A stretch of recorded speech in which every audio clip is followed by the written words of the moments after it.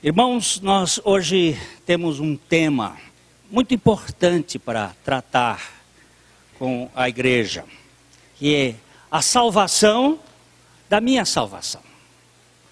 Eu preciso ser salvo da minha própria salvação, para ficar com a salvação de Deus. A salvação de Deus.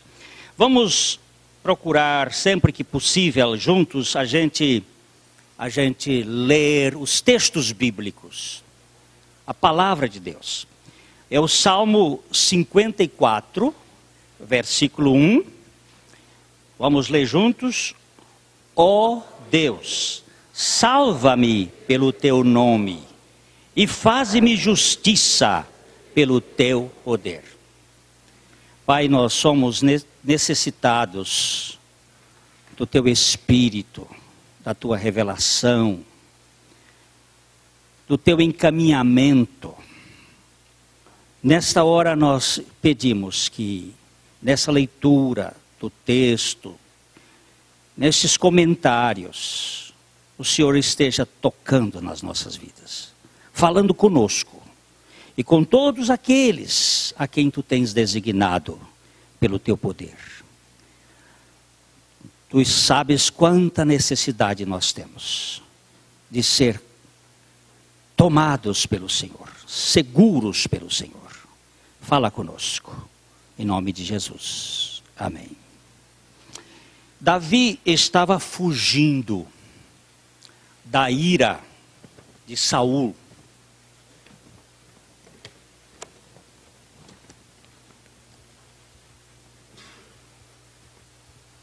Arrumar aqui meu papel. E se escondeu em Oreza, nas cavernas da região de Zife.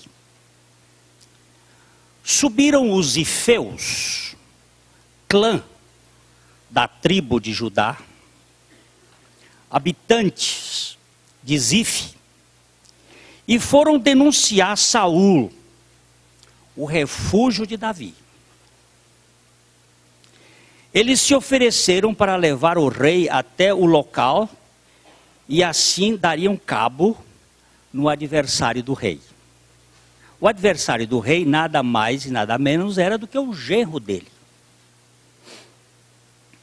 Saul tinha ficado implicado com Davi por causa de um cântico que as mulheres cantaram depois da vitória sobre os filisteus. O cântico dizia assim: Saul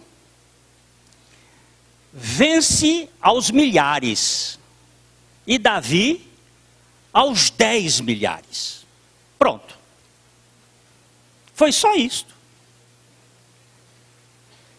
Só falta ele me tomar o reino agora. Já levou minha filha, o povo agora está do lado dele. E agora, o que falta? E Saul, então, começou a ter crises de ciúme. E investiu contra o seu genro. Aquela caminhada terrível. E encontrou nos zifeus, parceiros, porque os invejosos gostam sempre de estar com o invejoso. Isso é muito natural. E os zifeus, que eram da mesma tribo de Davi, eles eram de Judá. E Deus estava fazendo uma agenda nova no seu projeto. Ele ia retirar Saul, porque Saul tinha perdido de vista o próprio Senhor. E agora Deus ia tirar Saul e botar Davi. Parece que o assunto envolvia uma questão de inveja. Os zifeus estavam com inveja de Davi. Igualmente porque Davi pertencia à tribo de Judá e os zifeus estavam com o cotovelo inchado. Dor de cotovelo mata. Mata mesmo, vocês sabem disso.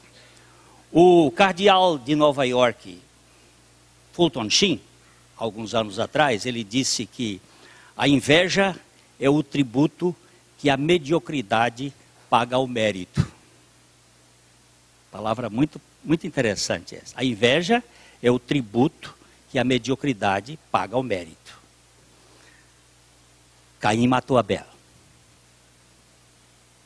Matou o irmão. Por que matou? Porque ele teve inveja do irmão que foi aceito segundo o modelo de Deus. Mas ele fez por conta própria.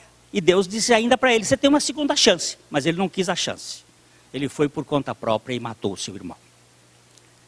Tiago, o discípulo de Jesus, que em outros tempos queria atear fogo nos samaritanos, que se opuseram à permanência de Jesus em seu território, sustentava ainda, com a consistência da verdade eterna, este ponto básico que está escrito no capítulo 3, verso 16, pois onde há inveja e sentimento faccioso, aí há confusão e toda a sorte de coisas ruins.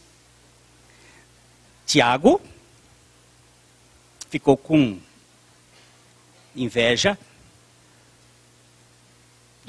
ali, aqueles que expulsavam demônios em nome de Jesus. Ele e João mandaram que aquele camarada se calasse. E chegaram para Jesus e disseram assim, nós mandamos eles se calarem. E Jesus disse, vocês estão se metendo em assuntos que vocês não devem. Porque aquele que não é contra mim, é por mim. Vocês não se metam nisso não. Era um problema. E depois, porque Jesus ia entrando em Samaria e estava estampado no seu rosto de que ele ia para Jerusalém, os samaritanos não quiseram receber Jesus lá.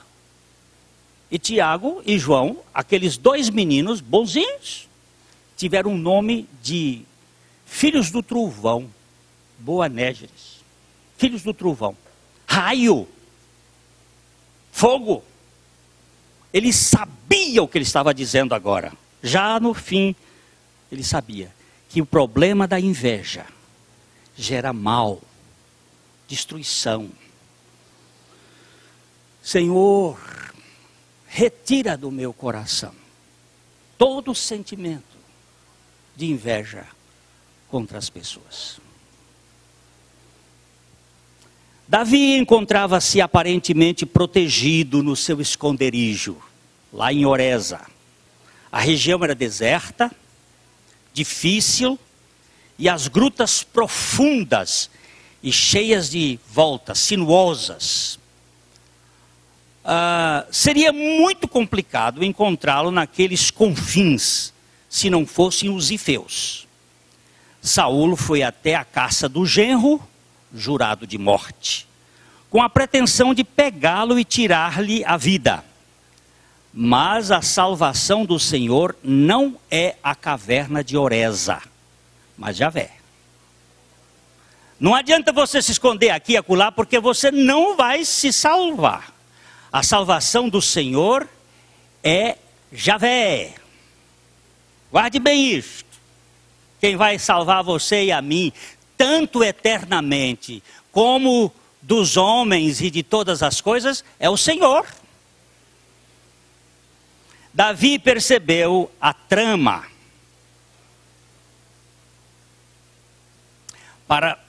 e fugiu para o deserto de Maom. Saul saiu a perseguir Davi, mas um ia por uma banda do monte e o outro saía pela outra banda. A mão do Senhor separou o caminho de ambos. Não obstante, Saul e o seu exército cercaram o bando de Davi. Parece que não haveria mais saída. Parece. Porém, a salvação do Senhor não é o monte, mas Javé. 1 Samuel 23, 27. Então veio um mensageiro a Saul dizendo: apressa-te, e vem, porque os filisteus invadiram a terra. Davi saiu da caverna e correu por um monte, a região de Maom, se escondeu, e um ia por um lado ou por outro, porque a mão do Senhor estava protegendo. Mas lá na frente o exército de Saul cercou o bando de Davi, e agora, quando ele estava para pegar Davi, chegou um emissário dizendo: os filisteus atacaram lá atrás as cidades. E agora ele tinha que sair, largar Davi para poder pegar os outros. Olha como Deus é cheio de detalhes. O rei precisava defender a nação de um inimigo maior e abandonou o seu desafeto. Davi viveu uma temporada de férias. Mas, olha o que diz aí, 1 Samuel 26:1.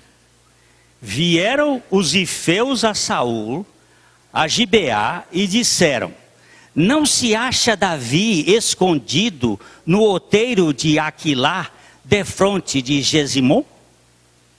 Como esses caras estavam perseguindo, estava igual cachorro quando sai atrás da caça. E nós queremos destruir Davi. O olho gordo não para de invejar, e o invejoso nunca dá trégua. O invejoso é um criador de caso por natureza e um câncer na coletividade. A inveja é um fogo que consome por dentro e chamusca o que acha por fora. Ela não só consome a própria pessoa, mas ela sai chamuscando quem está por fora. Você vê, essa palavra, olho mau, tem na Bíblia. Eu nunca tinha prestado atenção. Mas eu recebi uma missionária em nossa casa, outro dia, e a Najwa Diba, e ela nos chamou a atenção, dizendo, na tradução de King James, a tradução inglesa, a palavra inveja que Jesus usou lá em Marcos é olho mau.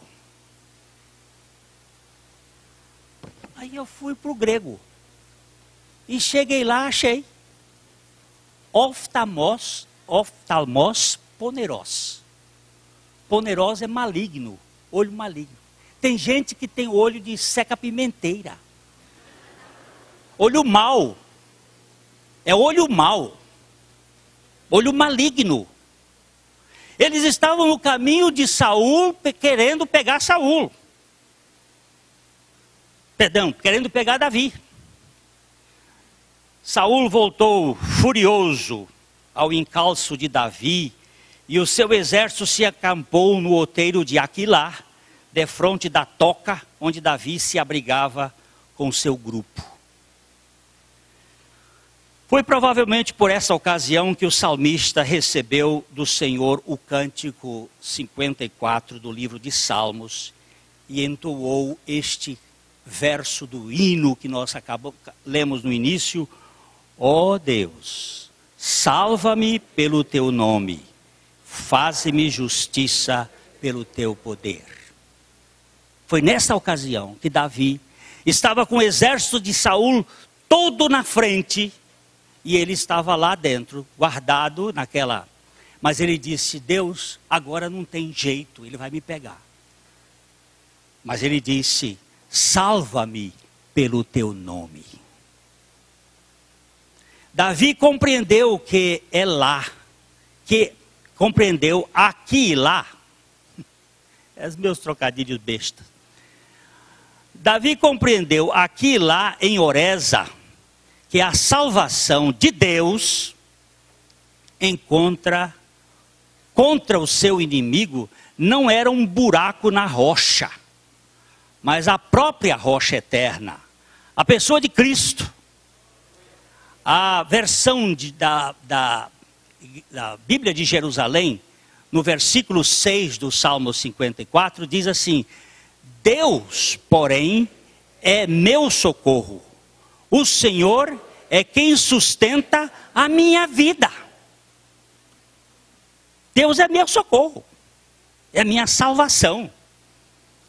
Naquela noite, Davi e Abisai, seu ajudante mor, saíram da cova, do abrigo protetor, e vieram ao arraial de Saul. Todos dormiam em sono profundo. Davi passou pelos soldados e veio até o lugar em que o rei e o seu general Abner, o rei Saul e o seu general Abner, ressonavam. O sono não foi por sedativo. Havia alguém por trás do coma coletivo. Vamos ler 1 Samuel 26, 12, a parte B.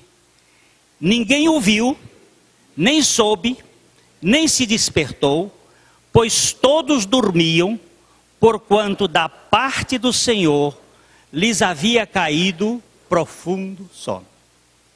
Eu vou pegar essa palavrinha assim, só para dar uma pinçada. Profundo sono é o mesmo sono que Deus deu a Adão no dia que tirou Eva da costela. É a mesma palavra, profundo sono. É como se tivesse anestesiado. É a mesma palavra que diz que Abrão, no momento em que o Senhor passou no meio das bandas do holocausto, passou sozinho, como disse aqui o irmão Shem, em janeiro deste ano, que Deus fez um contrato com Abraão unilateralmente. Abraão estava dormindo com profundo sono, um sono que veio de Deus para ele não acordar e assinar o contrato da parte dele, porque se Abraão assinasse aquele contrato, ia ser bilateral e ele não ia conseguir cumprir, como o povo de Israel não conseguiu cumprir o contrato da lei quando eles se tornaram assinantes do contrato, e aí não ia ser pela graça. Então, você presta atenção como as palavras da Bíblia são importantes. Profundo sono sobre aquela turma. E Davi desceu lá da caverna, porque ele tinha pedido ao Senhor que o guardasse com o seu poder e o salvasse pelo seu nome. E o Senhor não deu dormonide para eles, não. Deu alguma coisa. Abisai, o ajudante mor de Davi, sugere que Davi mate o seu adversário. Ao contrário disto, ele ora para que o Senhor o guarde de tocar nos seus ungidos. Em seguida, Davi apanhou a lança que estava fincada próximo à cabeceira de Saul e a bilha d'água, saindo outra vez daquele local para o ponto estratégico. Os homens de Deus não são vingativos, nem perseguidores. Davi tinha a chance de matar Saul. A lança de Saul estava enfincada aqui, Saul dormindo, Abner dormindo, o general dele, ele pegou a lança e pegou a bilha d'água, o cantil. Pegou e levou. E eles dormiam profundamente. Lá do alto,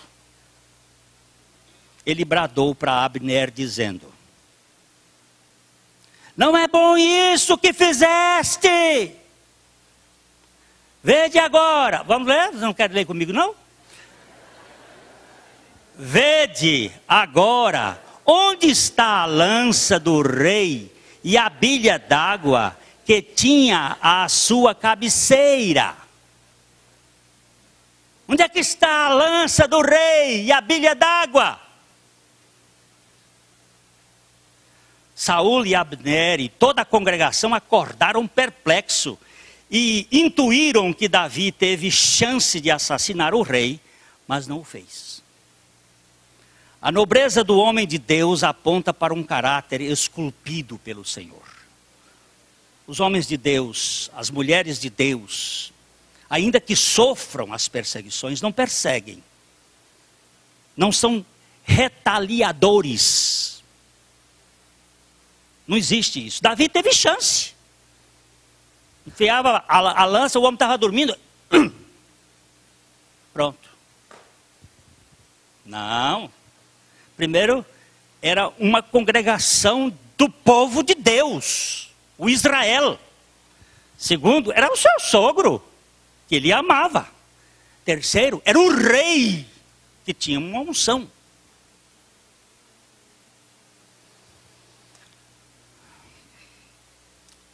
Por outro lado, Davi entendeu que sua salvação não estava em suas mãos, nem na sua estratégia, mas na pessoa do próprio Deus.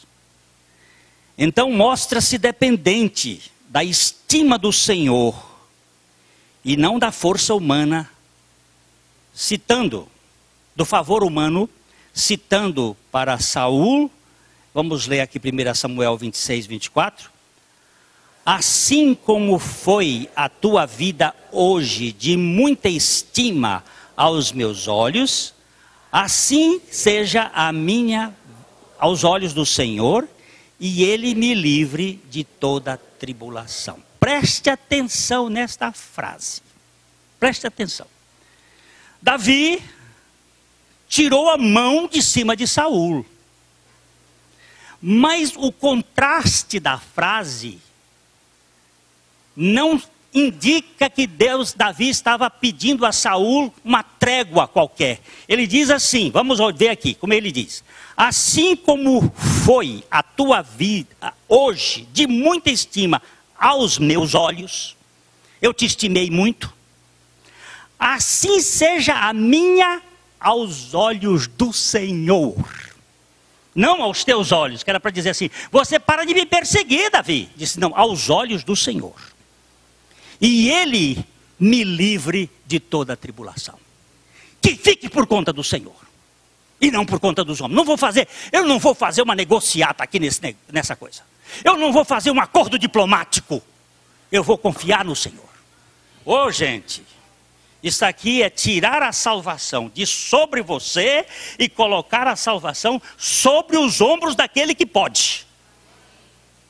Seja isto em qualquer nível, por favor, entenda. Seja no nível eterno, a salvação do nosso espírito, seja no nível da alma, a salvação da nossa alma, ou a salvação do nosso corpo, ou a salvação dos nossos relacionamentos, por conta do Senhor. Tá certo ou não? Muito bem, então vamos continuar. Essa história salienta alguns pontos interessantes. Por exemplo, a salvação de Deus é o próprio Deus salvando. Um dos grandes problemas do povo de Deus é confiar numa salvação relacionada ao seu desempenho. A salvação da minha salvação significa libertar-me de todos os recursos que dependam da minha atuação pessoal. Davi enxergou e ele disse, ó Deus, salva-me pelo teu nome e faça-me justiça pelo teu poder. Não era a toca, a salvação de Davi, mas o toque do Senhor em sua vida. Guarde sempre isso. Deus é a nossa salvação. Ele mesmo. Muitos se apoiam em doutrinas, em conhecimentos, em rituais, em montes, em cavernas e coisas visíveis e concretas. Outros se preocupam com o que fazem no dia a dia, como orações, leitura bíblica, evangelização, boas obras, justiça, contribuição, conduta, santidade e um montão de expedientes práticos da nossa vida, da nossa realidade espiritual. Todas estas coisas são importantes, porém tudo isto não é propriamente a nossa salvação. ainda que reflita um procedimento salvo, não é a salvação do Senhor. A salvação do Senhor é o Senhor.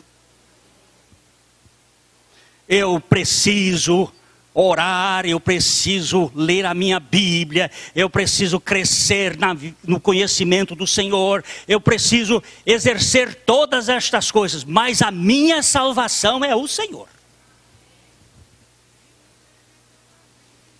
A salvação de Deus também não é participar no meio do seu povo. Houve uma época na história da igreja em que se dizia: não há salvação fora da igreja. Embora os salvos sejam membros do corpo de Cristo, não é o convívio ou a membresia com os eleitos de Deus que garantem a salvação. Os salvos em Cristo são a igreja de Cristo, mas nem todos os que estão na igreja são salvos por Cristo.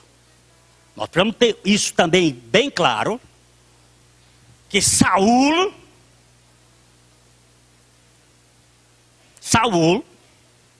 é um tipinho bastante confuso na Bíblia. Mas ele era rei. Leve isso em consideração.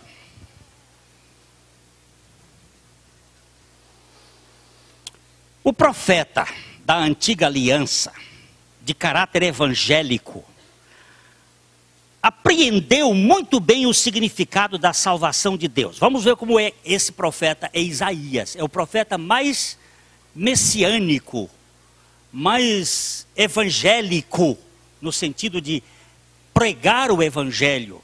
Isaías, capítulo 12, verso 2. Eis que Deus é a minha salvação.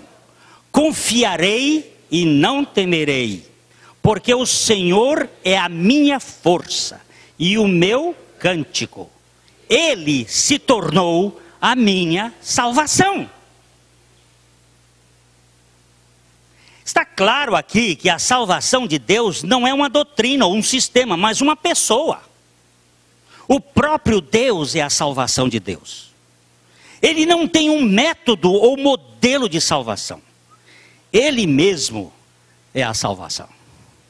É parecendo assim aquele camarada que caiu lá no mar, está lá morrendo afogado. Aquele bombeiro cai e vai lá e tira o cara de lá. E ele olha assim e diz assim: a minha salvação é esse bombeiro aqui. Eu não sei nem se ele sabia nadar direito, se ele nadava igual o Michael Phelps. Não sei se ele ia ganhar essas medalhas, mas ele foi que me salvou. Me tirou lá da água, eu ia morrer afogado. Agora, o meu eu sei que ele pode tudo. Que ele não come 12 mil calorias por dia e nada 8 horas para poder ficar bom. Porque ele é bom por essência. E ele foi lá no meio do mar do pecado e foi lá me tirar. E tirar você. Então a salvação não é porque você... Olha, presta atenção. Não é porque você creu. É porque ele fez. E fez até você crer. Porque tem uma coisa confusa por aí, dizendo que a fé é nossa. A fé é dom de Deus. Ele, Jesus, é o autor e é o consumador da fé. É para lá, gente. Ficar querendo pegar uma xepa, até a fé é minha. Nem que seja esse pouquinho, a palavra é pequenininha, fé, só tem 2 letras, mas essa é minha.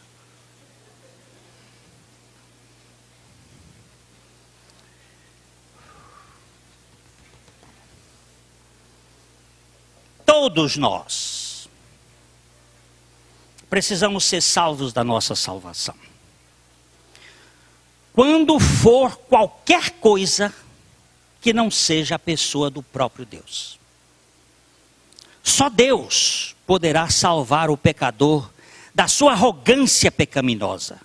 E só Ele nos fará depender dEle mesmo.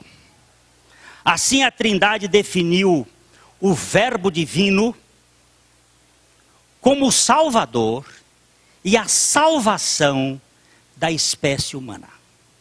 A salvação da minha salvação é a minha desistência de me salvar. Eu preciso desistir de mim e dos meus métodos e me render, renunciar-me a mim e render-me a Ele, para que Ele seja o tudo a minha vida. Eu tentei muitas vezes, meu irmão, eu tentei muitas vezes tentar melhorar, só piorava. Não dá, é impossível. Vou dizer, até na santificação é dependência total da suprema graça de Deus.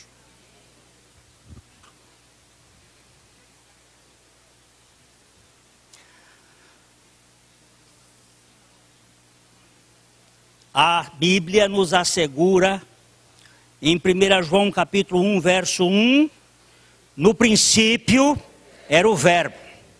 O Verbo estava com Deus. O Verbo era Deus.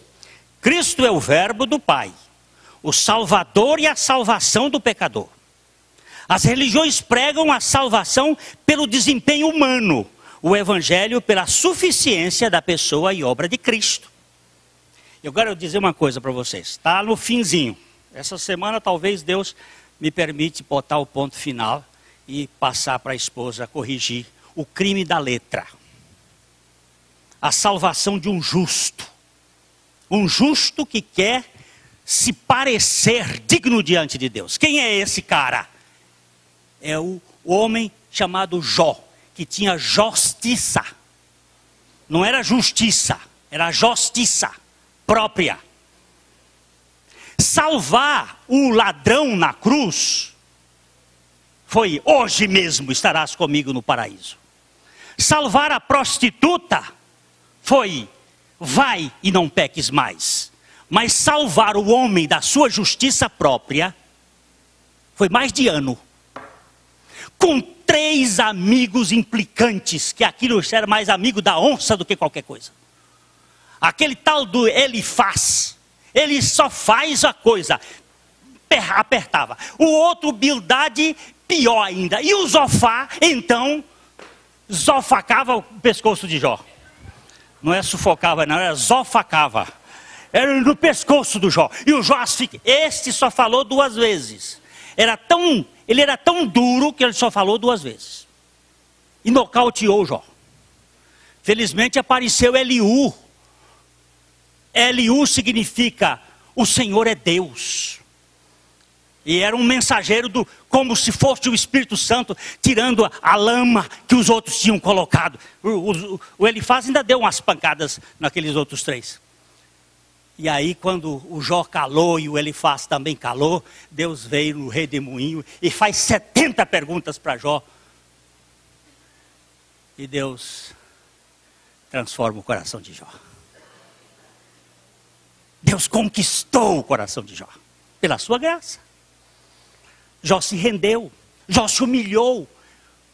Durante todos os 30, do capítulo 4 ao capítulo 35, Jó só fez uma coisa: justificar-se e acusar. Justificar-se e acusar. Justificava e acusava. E acusava principalmente Deus. Mas quando Deus o pega, ele diz: bota a mão na minha boca. Falei de coisa que eu não entendia. Eu me abomino e me arrependo no pó e na cinza. Mas de que Jó se arrependeu? De alguma coisa errada que ele fez? Não, que ele nunca fez nada errado. Ele se arrependeu dele mesmo, de confiar em si, de achar que a salvação era Jó. Não, a salvação é o Senhor. É o Senhor. É você e eu nas mãos do Senhor. E não você e eu querendo fazer uma parte por Ele e outra parte por mim.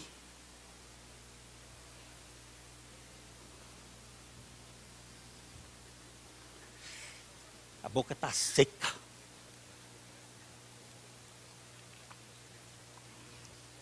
Vamos lá. Cristo, no princípio, era o Verbo, que era Deus.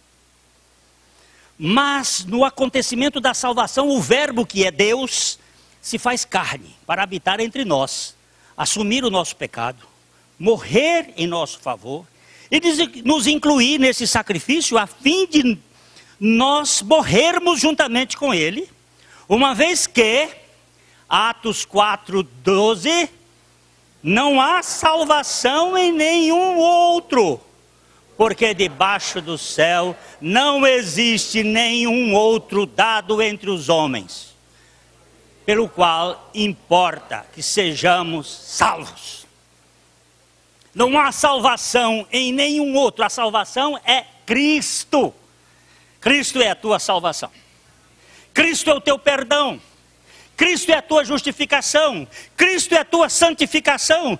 Cristo é a tua redenção. Cristo é o teu conhecimento, a tua sabedoria. Cristo é tudo. Nós cantamos ali ainda há pouco.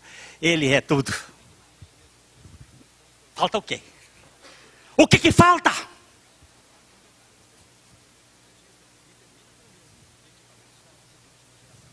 Eu não vou contar aqui a história da Psique e da Vênus de Milo, porque é uma coisa interessante, mas o ciúme daquela mulher, daquela deusa contra uma mulher linda, a Psique era filha de um rei, mas eu não vou contar não, você vai ler depois. Mas ali tem uma coisa muito interessante, que mostra o problema do ser humano que quer fazer alguma coisa que ele não pode. E ele fica mascando o fumo no canto da boca e trazendo correr aquela baba mal cheirosa. Você já viu o cara que masca fumo? Aquele cara lá do Nordeste, que lá, tem uns caras que masca fumo. Fica com aquele cheiro ardido. Pois é, eu conheço. Eu já vivi com um cara assim. Vivi mais de 30 anos com ele. Todo dia eu encontrava com ele no espelho. A salvação de Deus requer a morte do pecador. A lei exige a pena de morte para o transgressor.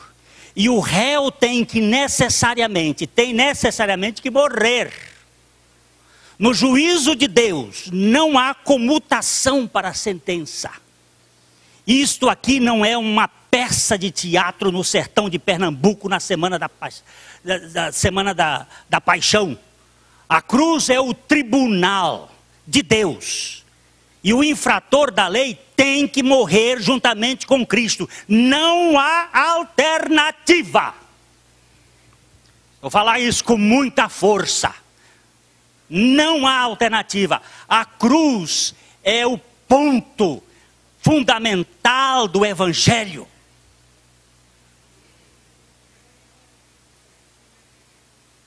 Tem que mudar essa mensagem. Não tem que mudar não, meu irmão.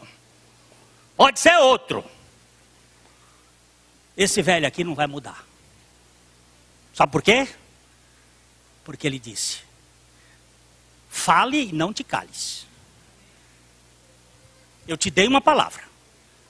Outros podem fazer o que quiser e ensinar e vão ser edificadores da igreja, maravilhoso. Mas você, fale o que eu te dei. Agora, meu irmão, é com ele. Se você está zangado e não quer outra coisa, vai pedir para ele mandar trocar a cabeça. Aí quando ele disser assim, muda o assunto, meu filho, aí eu digo, tá bom, estou no tempo. A salvação de Deus é Cristo Jesus. A santificação é o crescimento da vida de Cristo em nós. Enquanto a glorificação de Deus é a transformação à semelhança de Cristo. Ele é o único caminho que nos leva a Deus. Ora, se Cristo é o caminho, por que perder tempo com outras estradas? Hein? Por que perder tempo? Eu preciso ser salvo da minha salvação baseada em meus valores. Eu preciso sair da caverna e andar no arraial do inimigo, sabendo que só Jesus é a garantia da minha salvação. Não tem outra coisa, não tem. A gente tem que fazer. Tudo bem, calma. Faz pela autoridade dele. Isso não significa que eu deva permanecer o tempo todo inativo. Salvação de Deus requer uma participação, eu vou botar aqui, efetiva do crente.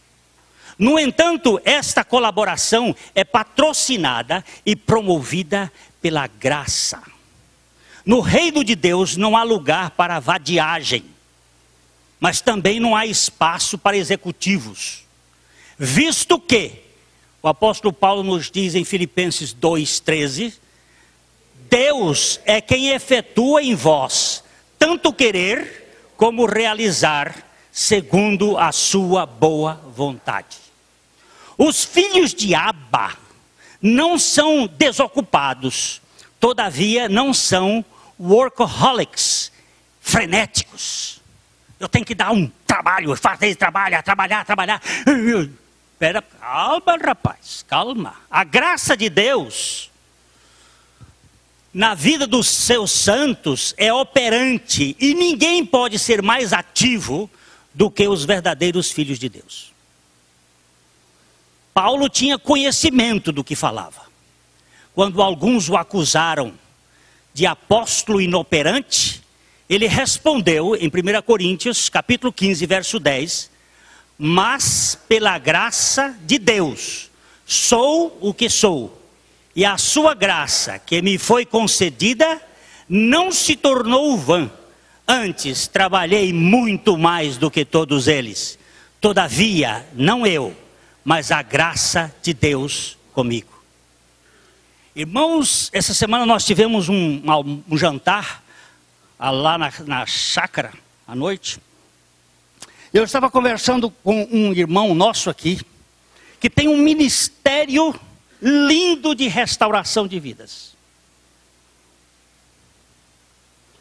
Ele senta com o fracassado, com o falido, com o cara nocauteado na lona, e começa a trabalhar à luz da reflexão da cruz para restaurar aquela vida.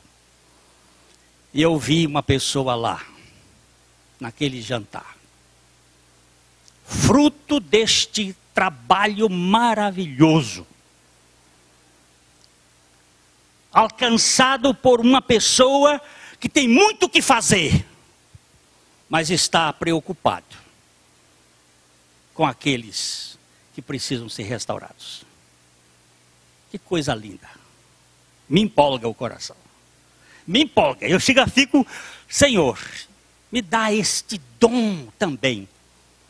Me dá essa capacitação também, para que eu seja instrumento da tua graça. Não por inveja, mas por graça. A vida cristã é demarcada por intensa operosidade e profunda ociosidade. Agora, como é que vamos resolver essa questão? Isto parece contraditório, mas não é. Mesmo que o ócio seja o oposto do negócio, no reino de Deus o ócio é o tempo da intimidade com Cristo. Exatamente de quem procede toda a ação dos filhos de Deus. Aqui estão os efeitos eternos da salvação: comunhão com o Filho e dependência total dele. Comunhão com o Filho e dependência total dele. Fiel é Deus, pelo qual fostes chamados à comunhão do seu Filho, Jesus Cristo, nosso Senhor. A salvação da minha salvação acontece na comunhão plena com Cristo, onde reside tudo o que significa a salvação de Deus. E por causa disto, eu vou agir. Aleluia! Irmãos, eu sei uma coisa. Eu nunca vi um salvo